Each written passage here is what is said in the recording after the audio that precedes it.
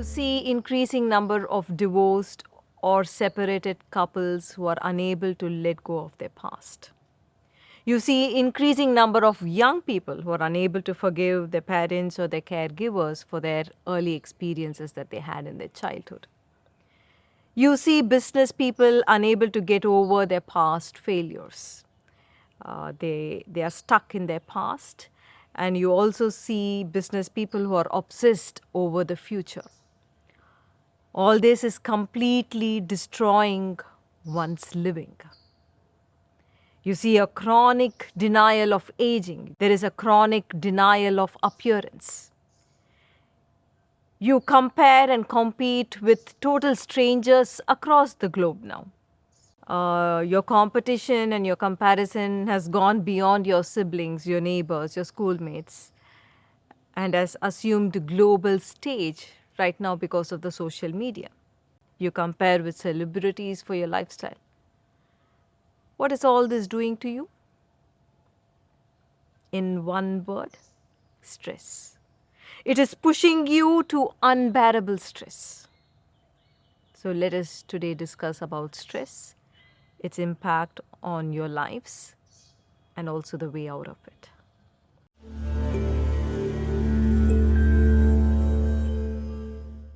Namaste.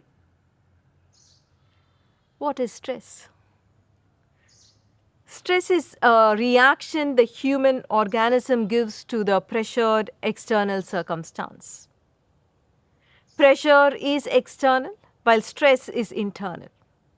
There is a difference, and I want to differentiate this for you. When you have to juggle between two jobs at a time, that is pressure. When you have to meet with a difficult deadline at work, it is pressure. When you have to pay bills, when you run short of funds, it is pressure. When you are physically tired after taking care of, say, an aging parent or a sick baby, it is pressure. Pressure is born when you are coping with difficult external circumstance. Stress arises when you internalize that pressure. When you give in to anxiety, frustration, or agitation, these states of mind would spill over. It would color other experiences of your life. Is there a way to avoid stress completely? Absolutely no. Stress will arise. But if you do not dissolve it quickly, it becomes an inflammation of the mind. Stress is a chronic inflammation of the mind. Most of you might be knowing about the inflammation of your body. That is, your body fights against infections, injuries, and toxins in an attempt to heal itself. And your immune system would release antibodies, proteins, and probably increase blood flow to heal that area that is affected, that is infected. Chronic inflammation is when the body continues to be in that fight mode even after the danger has passed. That is, your body is in a constant state of alert. So over time, chronic inflammation has a very negative impact on your tissues, your organs, and it also causes dangerous diseases. Just as how the body can be chronically inflamed, your emotions too can be inflamed chronically. Please know this. Your emotional inflammation and your physical inflammation are interlinked. A long time ago, you could have suffered poverty or loss or failure. But to live in that same fear of failure, even after years in distress, that is chronic emotional inflammation. A couple of years ago, probably you had a personal or a professional relationship that did not work for you. Maybe you felt cheated. But to live in that state of mistrust and anxiety even after all these months or years, it is chronic inflammation, chronic emotional inflammation. Please know that when you give in to prolonged inflamed emotions, your body chemistry is changing. Stress chemicals are flooding your bloodstream. It is traveling, the stress chemicals that is so poisonous are traveling into various cells, various organs. And these stress chemicals make the communication or the signals in the body go haywire. And the cells in various organs suffer a complete failure of intelligence. And definitely there is going to be a lot of misunderstanding in the way the body is communicating. The different cells in the body, different organs in the body are communicating. That communication is going to break down, which is going to be disease or ill health. The result would also mean diminished immunity, increased inflammation in the body that can destroy your entire health. Remember, so much of the struggle against the disease is happening for you at the level of your mind. It is important that as a nation, as a race, we human beings must learn to dissolve the destructive emotions from our minds.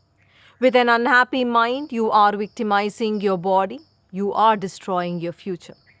When you dissolve stress as it arises, and when you increasingly live life from a beautiful state of calm, from a state of courage, then you are pushing your body into a miracle zone. Your body cells will return to intelligent communication with each other, and the result would be robust health. Now you may ask, how do I not move into a stressful state? Firstly, don't make a stressful emotional state into an enemy. Do not demonize suffering. Do not demonize your emotional stress. Understand like how satiation is followed by hunger, like excretion happens after digestion. Stress happens after pleasure. The joy of life is not in trying to avoid the challenges or running away from problems. Understand the nature of life. Understand the nature of the human mind. It only knows to function in opposites. That is, it will engage in pleasure for some time and it will soon switch into emotional, stressful states.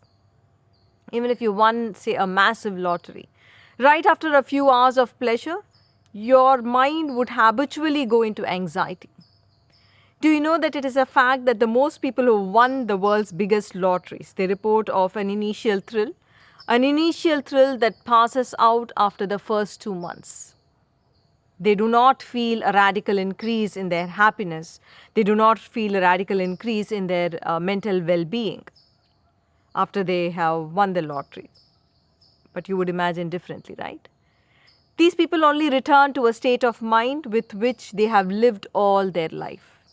When you win a lottery initially, you think of, say, all your relatives, your neighbors and your friends who become envious of you and your wealth, and you feel thrilled at your fortune. And then probably you would compare yourself with all your competitors and feel the thrill and feel that superiority. Then you think of all the desires you will now fulfill that you could not fulfill earlier, and you feel a thrill and pleasure. After this initial euphoria that may last, say, for a few hours or a few days, suffering kicks in. Now we begin to imagine how people only love you for your money and not for who you are. Or you begin to fear losing what you have, and you're constantly worrying about whom you should trust and whom you should not. Do you understand that both pleasure and pain are acts of imagination that is generated by a habit-driven mind? There is no substance either to your stress or to the little pleasure that you experience. They both are unreal and they are built on fantasy. If you can realize this, an awareness that is observing this dualistic movement emerges within you. And such an awareness is what sets you free. It sets you free of both the traps. You then don't fear suffering, nor do you fear losing pleasure. So what are pleasurable states? They are states where your illusory sense of I becomes bloated, where you feel superior to others, you feel you are important, you feel you have gained more than the other, or you have even gone ahead of your own expectations. All the states that make you feel bigger and greater are states of pleasure, while suffering states make you feel smaller. That is, your illusory sense of self feels little, feels shrunk. You feel jealous or disappointed when you feel you are lesser than someone, or that you are loved less than someone else. You feel angry when you feel you are less important than someone, or you have lesser gifts than someone else. So, suffering states follow pleasurable states. But are pleasurable states and beautiful states one and the same? No. Beautiful states are beyond this divisive nature of the mind. They are not about being more or being less. They are states that happen to you when you live present to every life experience. They are states that arise when you are present to your mind. They are states that arise when you are present to people. They are states that arise when you are present to the God or the divine. Life becomes whole not because of how much you possess, but because how long you live in beautiful states. Sometimes you may just feel stuck with what has happened. You're not able to shake off your past.